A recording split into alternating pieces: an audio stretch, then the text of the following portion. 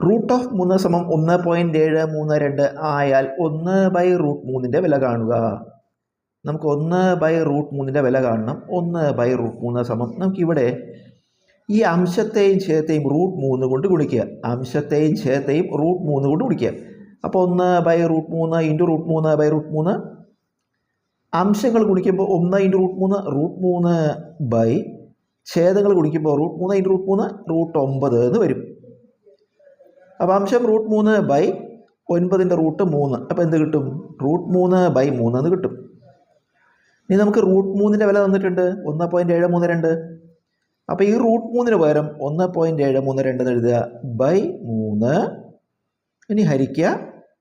3 കൊണ്ട് ഹരിക്കുമ്പോൾ 1 0 0.8 0.8 17 I3 15 ശിഷ്ടം 2 23 7 3 21 ശിഷ്ടം 2 22 7 3 21 ശിഷ്ടം 1 1 0 പിന്നെ ഒരു 0 ചേർത്തു 10 3 9. ഇതിങ്ങനെ ആവർത്തിച്ച് പോകും. അപ്പോൾ നമുക്ക് ഉത്തരം ചുരുക്കിയിട്ട് 0.5773 എന്നെടുക്കാം.